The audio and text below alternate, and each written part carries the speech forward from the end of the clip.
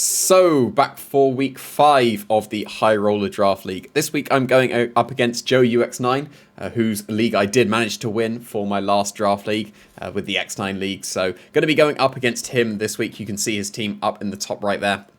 Not the dual modes with the two weathers with Excadrill and Hippowdon, and the Octavish and the Ninetales. The Excadrill definitely was the biggest threat going into practice, so we'll see how that goes. But I'm going with the offensive Blastoise, going physical with the Blastoise, because Excadrill would like to go for max Quakes so that it can boost up its special defense, and then I can just bypass that and hit it on the physical side. But one of the main reasons why I'm physical as well is because if I wasn't, I wouldn't have any way of being able to hit the Gyarados. And if I'm physical, I have Rock Slide. Rock Slide also allows me to change the weather both ways. With Ice Punch and Rock Slide, I can max Hailstorm to get rid of the sand. I can max Rockfall to get rid of the hail. So this Blastoise is hopefully going to be putting in a lot of work in this set because it can control the weathers. Because if I get up a Shell Smash, I'm probably going to sweep. Then we'll see how that goes. Of course, it's got its trusty partner in Clefable this week to try and get the follow me's going with the Shell Smash as well. And I've got the Babiri Berry because Excadrill was the biggest threat in practice. Outside of the Excadrill, there wasn't really too much that was going to be stopping the Blastoise getting the Shell Smash up if I just leave Blastoise Clefable. So I've got the Babiri Berry so I can survive that. And I've got Misty Terrain on this Clefable so that I can Misty Terrain in front of the Amoonguss. Because Excadrill Amoonguss, when I didn't have both Babiri and Misty Terrain, Excadrill Amoonguss was a big issue for the team. And now it's not really an issue anymore because Clefable can take both attacks, or at least take the Steel Spike and be able to stop the Amoonguss from going for Spores. Outspeeding the Amoonguss by 1 point, and outspeeding Timid Max Speed Amoonguss by 1 point, and then the rest just into defense, just for longevity, and then just very basic Moonblast, Follow Me, Helping Hands. Debated on Dazzling Gleam instead of Moonblast to get around the double redirection and still be able to hit the Hydreigon, but Dazzling Gleam isn't actually strong enough, so there's not really any point. Might as well go for a potential Oko when there's no redirection rather than a two-shot when there is, because at that point that's probably too slow. And then just Helping Hands to boost up the damage output that can come out from the team, because we'll see that I've got some very offensive members going into this week. I'm probably not bringing the Frostless, although this set is going to be pretty cool. It can imprison the Hero Veil and set it up myself. If I do lead Frostless into a Ninetales, this is going to be pretty sweet, because I can stop them spamming Icy Wind, I can stop their Aurora Veils just going for the Imprison, make the Ninetales useless, use the Aurora Veil against them, and then I've got Will-O-Wisp to burn the physical attack as the Excadrill and the Gyarados. I'm probably not going to be bringing this Frostless, even though it seems like it would be pretty sweet in this matchup.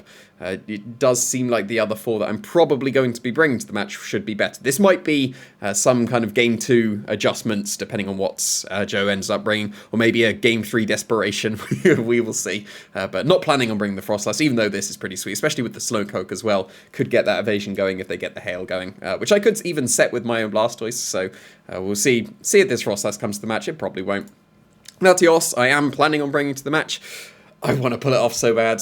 This seems like a week I could, but I probably won't. I want to Simple Beam my Blastoise so much. I wanted something that could be max guarding, because I could potentially be Dynamaxing the Latios in the face of something like the Ninetales if it just goes for a Blizzard. While I've Dynamaxed, then that's activating my weakness policy, and then I'm striking back with a lot of powerful moves. I've got the Thunderbolt so I can hit the Gyarados. I've got the Mystical Fire so I can get rid of the Max Hail or the Sandstorm. So the Max Hail, it's just a regular Hail. Get rid of the Hail and the Sandstorm with the Max Flare, and then Draco Meteor to be able to hit the Hydreigon. Don't really feel the need for any Psychic moves this week. Mystical Fire will still hit the Amoonguss. That would have been the only real thing that the Psychic move would have been there for. Otherwise, it's still fine. Outspeeding the Ninetales by 1, so that if I want to, I can go for a Max Flare and get rid of the Hails before it sets up the Aurora Veil, and yeah, just the rest just pretty much into attack. I can't remember what the little bit of HP does. It probably did something, but like I always say, I always make these EV spreads like a few days before I actually do this team builder, just because I'm still tweaking things and finalizing things, and I forget what they do. It's just pure offense, basically, so I can do the most amount of damage that I can. Speaking of most amount of damage that I can, I am going to be going with Reckless High Jump Kick this week on the Mean Shao. Reckless High Jump Kick can still Oko the Dynamax Excadrill through Aurora Veil with the black belt as well. So yeah, can't pass that up.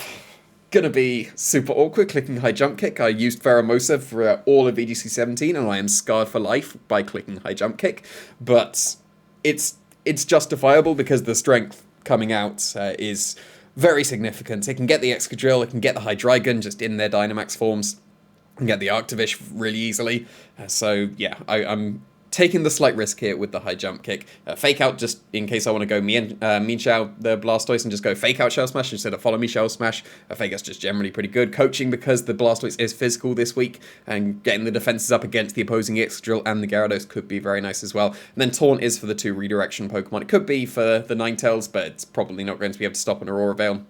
Mainly for the Amoonguss and the Togetic, so that they can put a stop to the Rage Powder, Spores, and the Follow Me's that can be coming out. But generally, this Mean Shell is just going to be clicking a high jump kick, doing the most amount of damage that it can. That's what the attack EVs are going to be able to do. It's going to be able to get the Excadrill through the Aurora Veil, and I can't remember what the HP did, but it did something. Clearly it does something, because it wouldn't be that split like that if it didn't survive something, but make sure that it is a odd number so that I can high jump kick twice and still survive, even though hail or sand will probably chip myself down that I can't miss 2 high jump kicks. But there we go, just going for the raw power for this week with the Mean Shell. We'll see how that works out. Probably not going to be bringing this Zapdos, it's just a pretty boring one. But yeah, like, I'm not bringing this Zapdos to this match, almost certainly. It's mainly team preview just for the Gyarados. So if they saw that I didn't bring Zapdos to the week, then they may be just like going full Gyarados mode, and that's not the worst, but it's probably preferable if it doesn't come, because then it doesn't get the Intimidates and all that stuff on my Blastoise. Even though I've got the White Herb, which is the dual synergy with the Gyarados, Intimidates, and the Shell Smash. It's basically there just for team preview. I'm almost certainly not bringing the Zapdos. I'm more likely to bring the Frostless than I am the Zapdos this week, because the 4 that I am planning to bring this week have been very strong in practice. So that is what I'm going to be going with for this week. We'll see if I can beat the creator of the league that I won last time.